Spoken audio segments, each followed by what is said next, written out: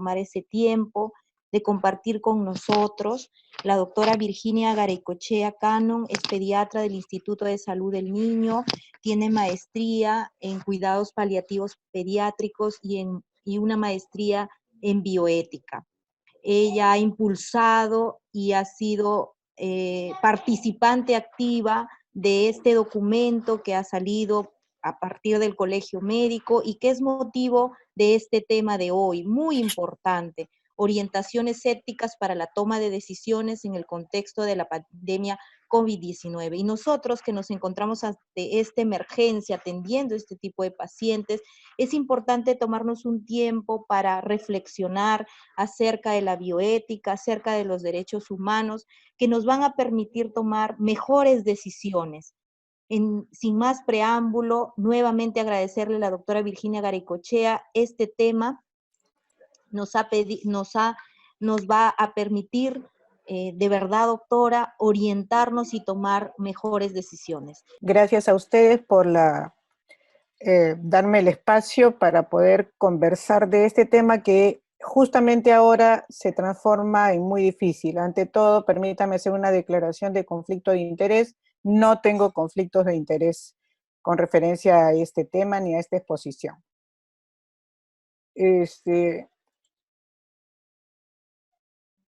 La pandemia nos ha enfrentado y nos sigue enfrentando a situaciones nunca antes imaginadas. Imagínense, yo tengo 35 años de pediatra, he pasado por epidemias anteriores, del cólera primero, y después las dos de influenza, y nunca hemos estado en estas situaciones. Ni nunca los servicios de salud han sido tan demandados. El anterior evento, yo me acuerdo en cólera, yo estaba en provincias y en el hospital que teníamos, que era un hospital pequeño, tipo la categoría que sería 1-4 actualmente, el 75% de camas fueron ocupadas por pacientes con cólera y se restringió 25% a todas las otras especialidades. Pero aún así el tiempo fue mucho menor, no se dictaron medidas de confinamiento y no hubo toda la problemática que se ve ahora. Esta pandemia nos está obligando a tener nuevas formas de conducirnos, nuevas formas de relacionarnos y nuevas formas de trabajar. Ustedes se estarán dando cuenta que la telesalud está poniéndose en vigencia a una velocidad muy rápida en nuestro medio. Estábamos un poquito atrasados, bueno, estamos dando un salto tecnológico, cualitativo y cuantitativo, y esto seguirá por 1 o 2 años muy fuerte por las condiciones mismas de esta pandemia. Y la otra es la relevancia social de esta pandemia. Es para todos ustedes conocido que las medidas de confinamiento, de restricción de movilidad, de distanciamiento social, todo eso ha sido asumido por una parte de la población, pero no toda, pero esa parte que no lo asume porque no llega a comprender la magnitud del problema es la que después son las que estamos atendiendo en las emergencias, solicitando las atenciones y las medicinas para un problema que no llegan a entender y una gravedad que recién se están percatando. Entonces, en esas condiciones es necesario comenzar a hacer esta reflexión por cuanto la ética eventualmente ha sido un tema evadido por la mayor parte de profesionales de la salud y por los médicos en particular. No es un tema que se toque en pregrado, es un tema que a veces en algunas especialidades se toca en posgrado, pero que sin embargo es parte consustancial de nuestro ejercicio profesional. Para recordar los objetivos de la medicina es ante todo preservar la salud. Segundo, evitar las muertes prematuras e innecesarias. Tercero, curar cuando podemos, pero cuando no lo podemos hacer, como en el presente caso, aliviar. Pero siempre debemos apoyar y acompañar a los pacientes. Sin embargo, tanto el aliviar, cuando no se puede curar, como el apoyar y acompañar al paciente, no lo podemos ejercer en su totalidad porque a veces no sabemos cómo hacerlo. ¿Cómo aliviar a un paciente que se está muriendo y no tengo armas tecnológicas para ayudarlo a recuperar? ¿Cómo hacer para acompañarlo en esos últimos minutos? ¿Cómo hacer para dar soporte a la familia? Bueno, de eso también tenemos que preocuparnos en estas situaciones. Para eso tenemos que tener guías de criterios éticos, no solo para la toma de decisiones, sino para que sea como una hoja de ruta para nuestro comportamiento profesional. En ética, en bioética y lo que sabemos todos de alguna manera es que nos enfocamos en los 4 principios bioéticos ya conocidos, ¿no? Autonomía, beneficencia, no maleficencia y justicia, y sobre todo el reconocimiento de la dignidad de la persona humana. Acuérdense que el reconocimiento de la dignidad es un valor intrínseco de la persona humana, viene por el solo hecho de ser humano, cualquiera sea su raza, condición social, económica, cultural,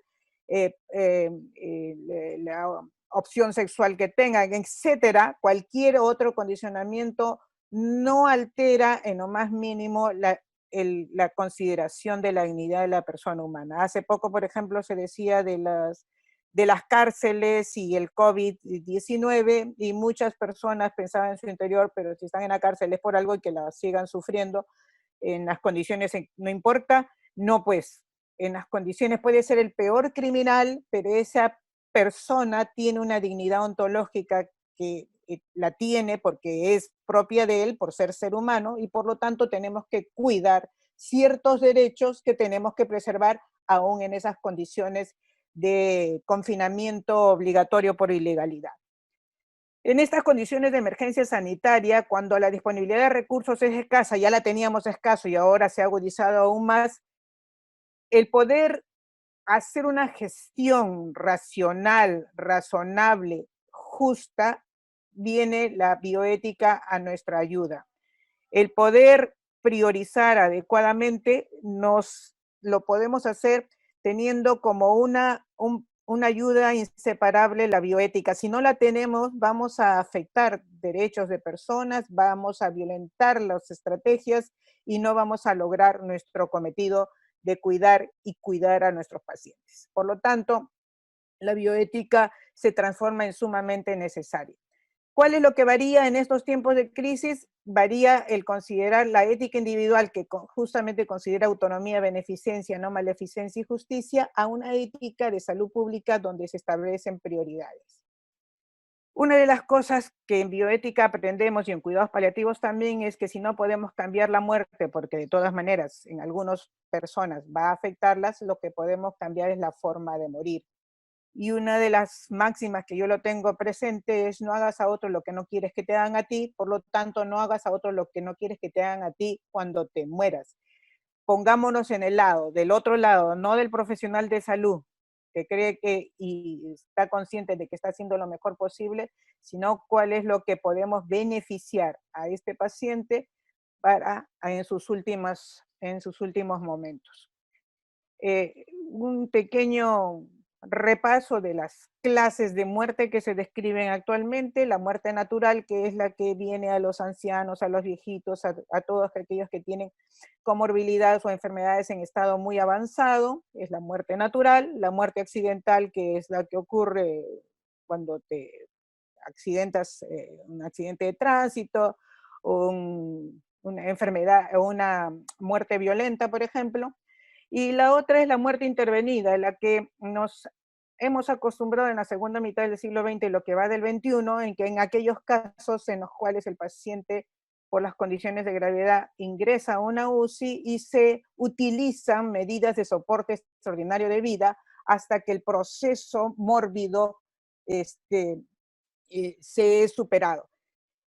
Y junto con esto y paralelo a esto se desarrolla la muerte en cuidados paliativos, que es la muerte que se respete el proceso natural de muerte cuando ya no se puede curar, se cuida, ¿no es cierto?, para hacerlo lo más humano posible.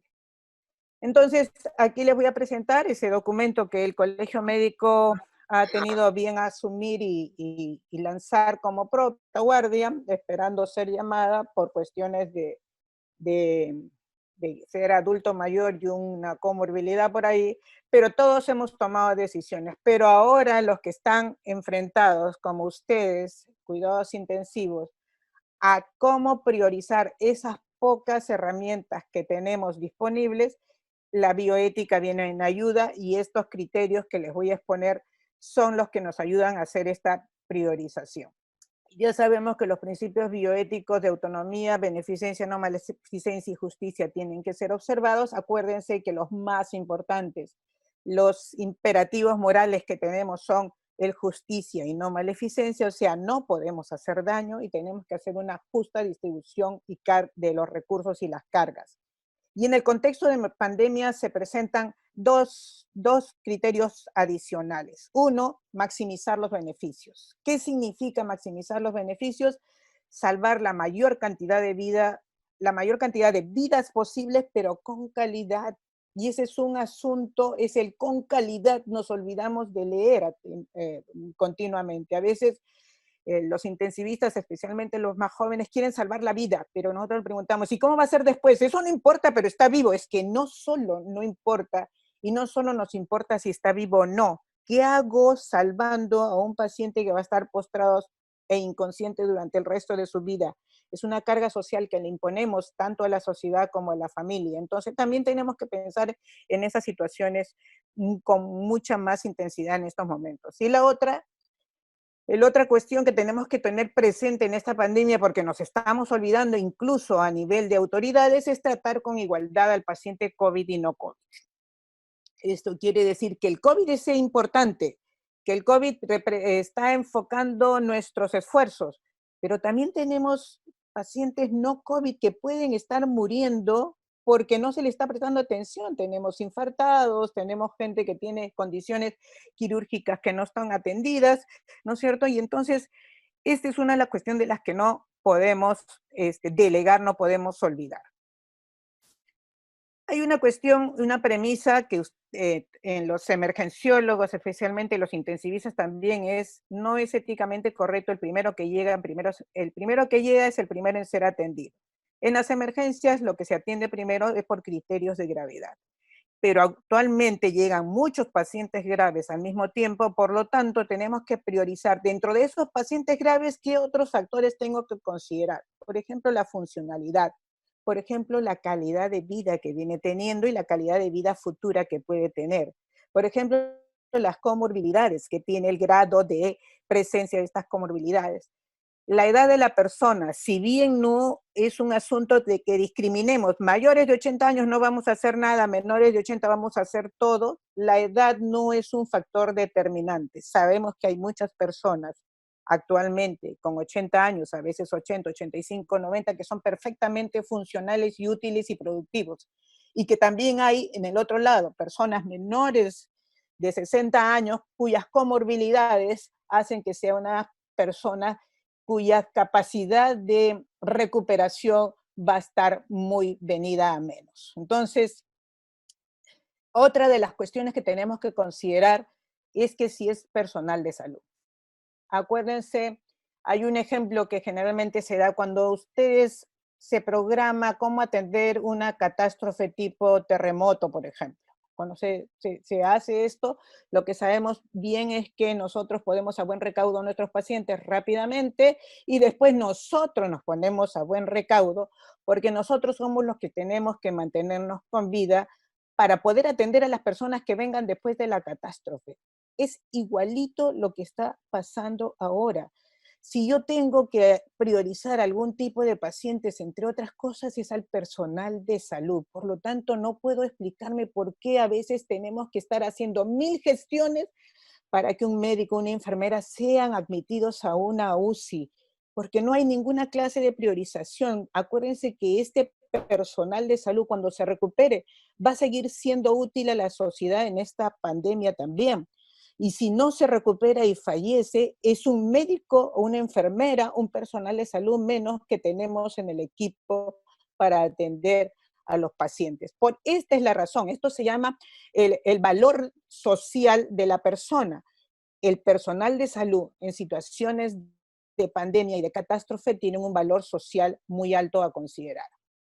¿Cuáles son los principios éticos en situaciones de emergencia? El criterio de justicia, dar a cada cual lo que le corresponde, no olvidar que tenemos el deber de cuidar, no siempre, y y en estas circunstancias mucho menos vamos a poder curar, pero vamos a tener que cuidar, ¿ok? O sea, no, ya no es si quiero, puedo, y si no, no, no. Tenemos el deber de cuidar, y el deber de cuidar significa dar todas aquellas medidas paliativas y de confort que van a necesitar los pacientes. Tenemos el deber de administrar adecuadamente los recursos. No podemos, en una situación de pandemia, hacer un uso inadecuado de los recursos. Por lo tanto, debe haber una racionalización de aquello poco que tengamos, incluyendo los equipos de protección personal. Por eso es que se hace una suerte de sistematización de esta racionalización de los equipos.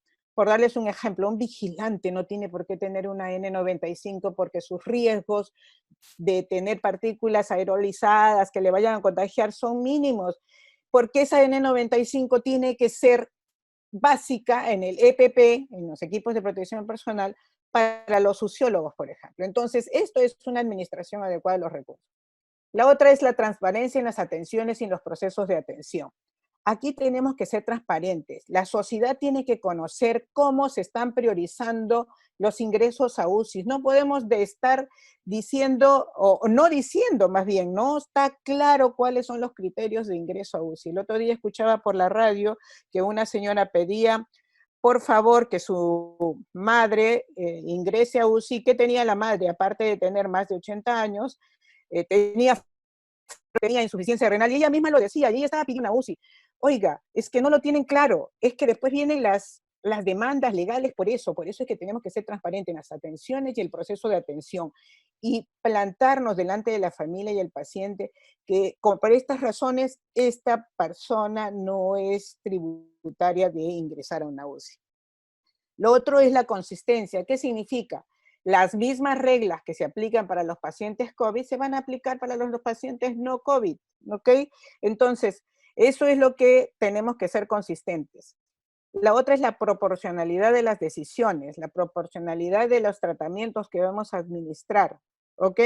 Si tenemos, no porque sea, por ejemplo, y sin ánimo de ser incisivo, no porque sea congresista y tiene una infección y sintomatología moderada de N95, solo por ser congresista lo voy a ingresar a la UCI.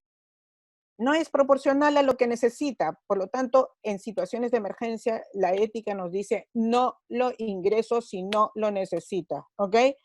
La otra es la responsabilidad, asumir las consecuencias de los actos, ¿ok?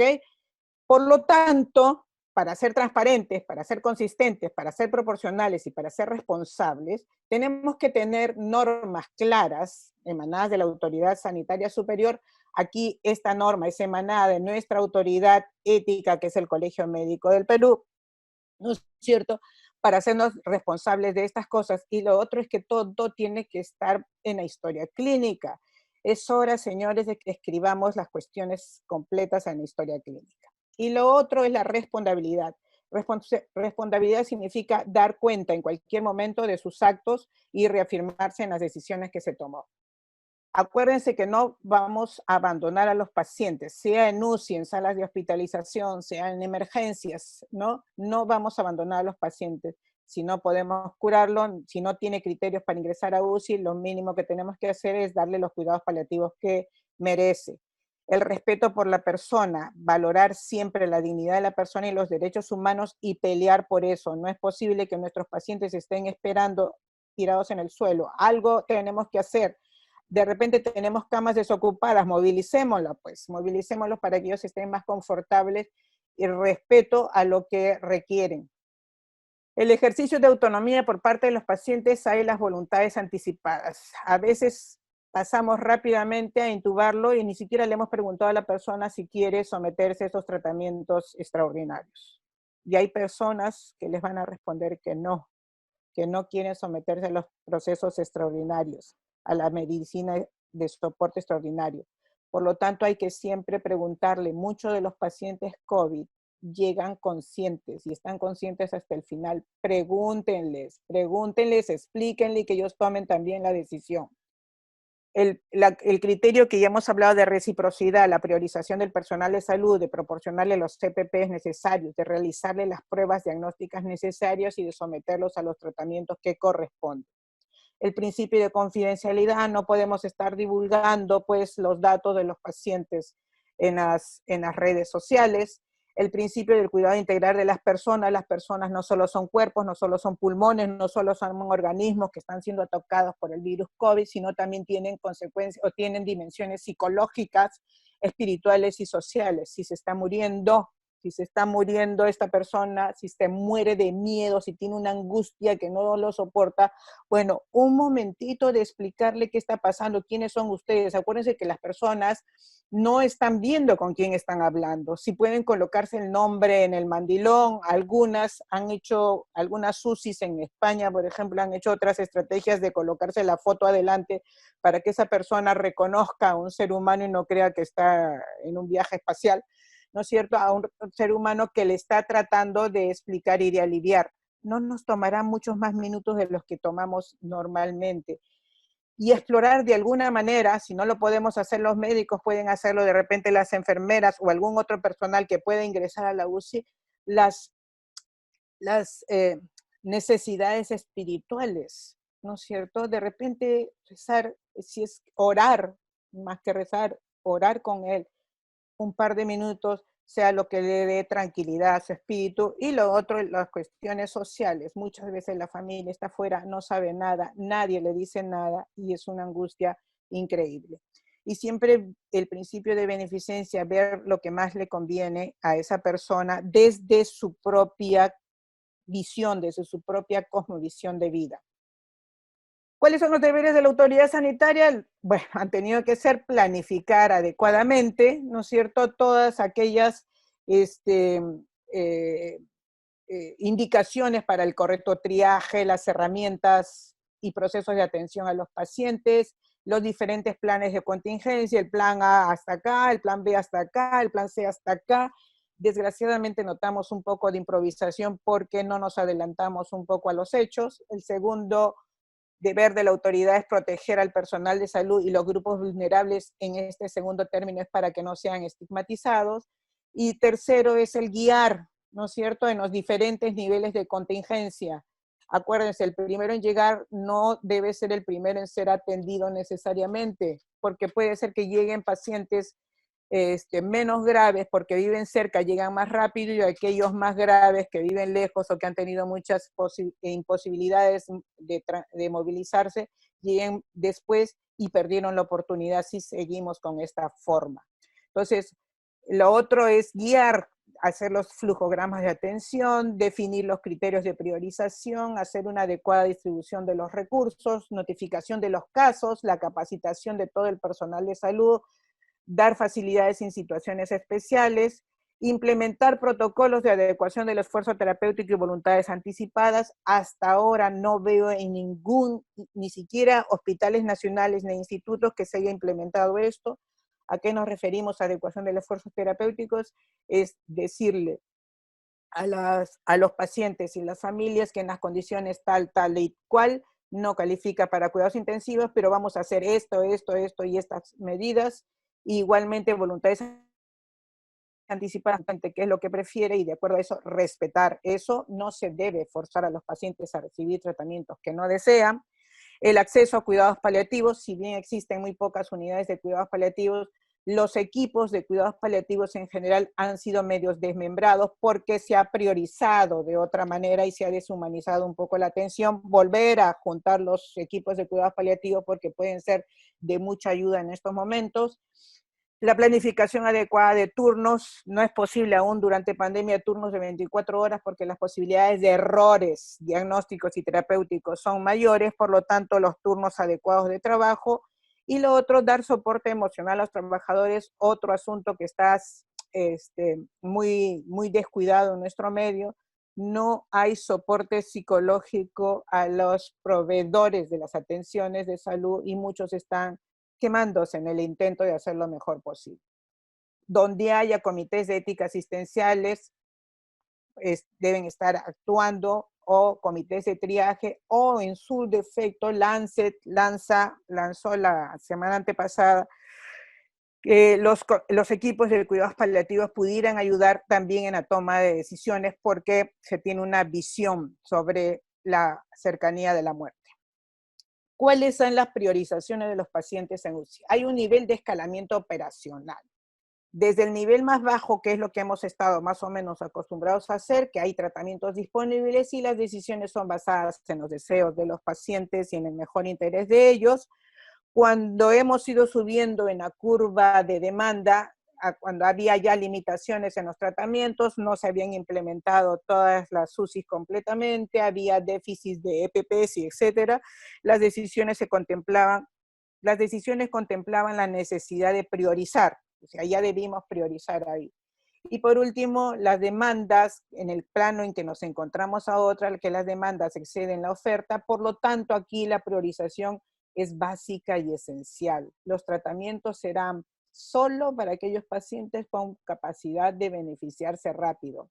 Esto de rápido quiere decir que voy a escoger el paciente, no solo el que se va a recuperar, sino el que se va a recuperar en el más corto tiempo posible. ¿Por qué? Porque vamos a tener una andanada de pacientes esperando y no puedo pasármela 3, 4, 5 semanas recuperando a ese paciente cuando tengo una demanda mucho mayor.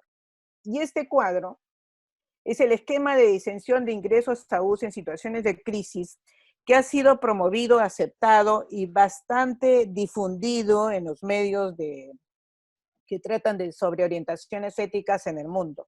Y yo creo que este es un cuadro el más fácil de asumir y de comprender. Las dos primeras cuadros, el pacientes con prioridad 1 y con prioridad 2 son o ingresan a UCI o ingresan a una unidad de cuidados intermedios. ¿Quiénes ingresan en primer lugar a la UCI? Aquellos pacientes crónicos, que diga críticos, inestables, que necesitan monitorización y tratamiento intensivo, ¿no? Que no puede ser proporcionado fuera de una UCI, pero ya hemos visto que son rápidamente recuperables, ¿ok? Que van a estar, que se recuperan, que según la conocimiento que tenemos del paciente y de su enfermedad, que son pacientes que tienen altas chances de recuperarse y de hacerlo prontamente. Lo otro, los que van a estar en una unidad de cuidados intermedios, aquellos que necesitan monitorización y tener ventilaciones inmediatas, pero todavía no van a necesitar ventilación mecánica, pero pueden necesitar oxigenoterapia o ventilación mecánica. Desgraciadamente aquí no tenemos ventilación mecánica no invasiva segura. Tenemos solo por máscara, no sé si ustedes habrán visto, hay unos que son como unas burbujas que proporcionan CPAP de manera segura. Aquí todavía, hasta donde yo sé, no la tenemos. Los otros dos grupos de pacientes, prioridad 3 y prioridad 4, son pacientes que no tributan para ingresar a UCI. ¿No es cierto? Son pacientes también inestables y críticos, pero con pocas posibilidades de recuperarse en base a la enfermedad de fondo o la gravedad de la enfermedad actual, ya está en una sepsis, en un shock séptico con falla orgánica multisistémica, las posibilidades de recuperarlo a esto son lejanas y si lo recuperamos nos va a tomar demasiado tiempo, por lo tanto, ese paciente con el dolor de nuestro corazón no va a ingresar a UCI, deben establecerse los límites terapéuticos. Después les voy a decir algunas excepciones a esto. Y lo otro, los pacientes con prioridad 4, es aquellos que tienen o beneficio mínimo, o sea, no necesitan ingresar a UCI, ¿no es cierto? Yo estoy haciendo una suerte de uso irracional de los recursos, o pacientes con enfermedades avanzadas, terminales, irreversibles, que hace inminente la muerte en estos episodios. Entonces, ¿qué se recomienda? De todas maneras, triaje. Tiene que haber alguien que haga, o personas que hagan triaje. ¿Qué es lo que recomienda? Que el triaje esté a cargo de 2 o 3 personas que tengan gran experiencia clínica. No necesitan estar en la UCI, necesitan tener los elementos de juicio que les permitan recomendar las opciones terapéuticas. Cuando tenemos duda, tenemos que optimizar los procesos de evaluación del curso clínico. O sea, si una persona que pudiera estar, que no sabemos si se puede recuperar rápido o no, bueno, entramos a UCI, le damos el tratamiento y con escalas objetivas de evolución vemos si mejora o no.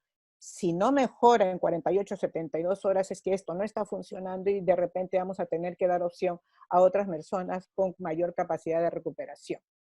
Si ese paciente tiene mala evolución, aplicar adecuación del esfuerzo terapéutico, brindar los cuidados paliativos. No olvidarse de transparentar todas las decisiones en la historia clínica, comunicar estas decisiones al paciente si está consciente y es competente, y a la familia de forma empática y asertiva. Por supuesto, yo no le voy a decir, mire, ¿sabe qué? No le vamos a aplicar a UCI porque no hay camas. No, porque eso no es lo que está predominando en mi decisión. Lo que está predominando en que no es tributario, y le voy a decir, su familiar con esto, no califica para UCI, por lo tanto, no le vamos a dar, pero le vamos a dar esto y esto, ¿ok?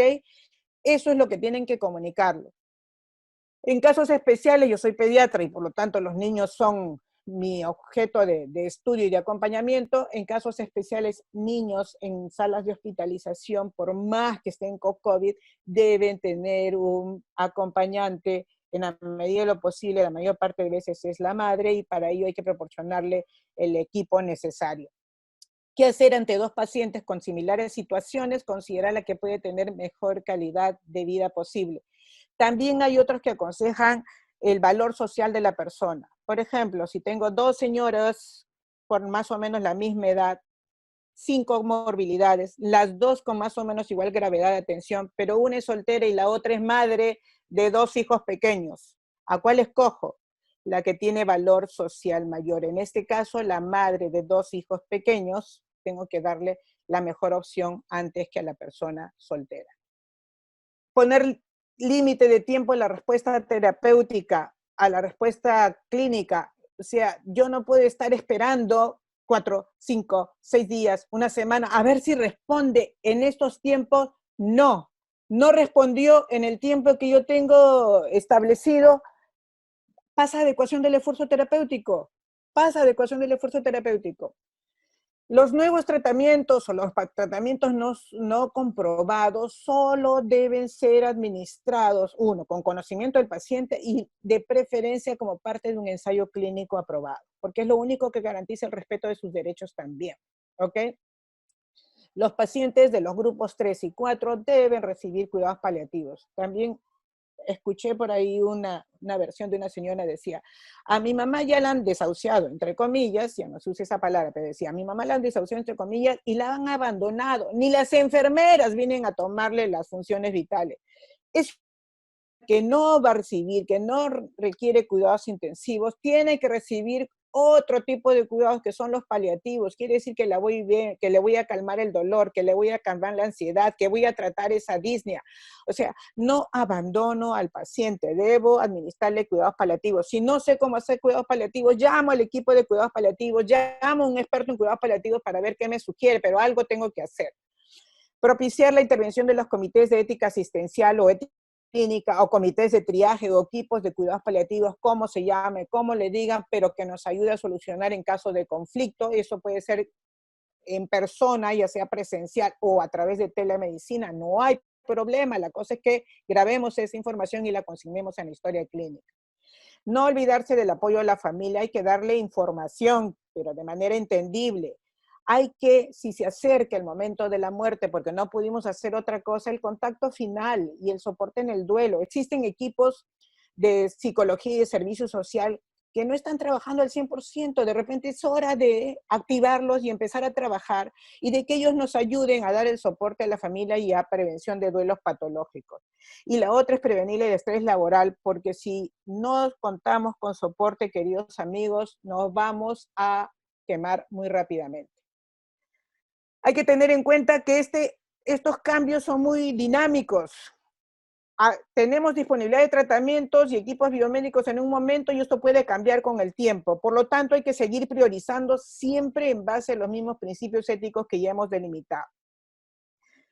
La mayor priorización es en aquellos pacientes que tienen la más alta capacidad de recuperarse prontamente, o sea, los que tienen más oportunidad de sobrevivir, el menor tiempo de requerir el tratamiento. ¿Por qué? Porque el índice de recambio de pacientes en UCI tiene que ser rápido. Las decisiones deben ser éticamente consistentes, deben ser individualizadas. Cada caso es especial, cada caso es particular, y debe considerarse en condiciones de mucha limitación.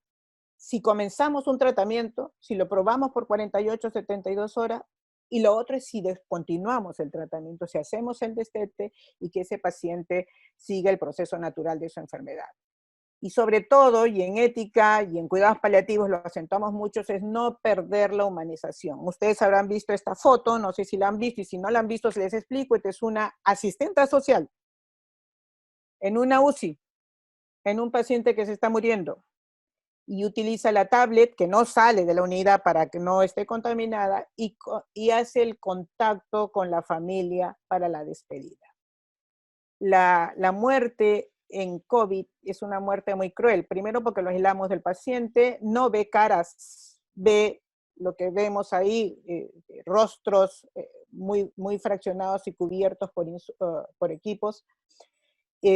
No siente, no se le toca al paciente, excepto algunas intervenciones muy puntuales y muy rápidas, y no sabe nada de lo que le pasa, ni de su familia, ni lo que va a pasar. Hay que hablar con los pacientes, hay que hablar con la familia, en casos necesarios, si se puede establecer el contacto para las despedidas finales, eso los tranquiliza, baja la angustia y hace el asunto también más humano incluso para nosotros.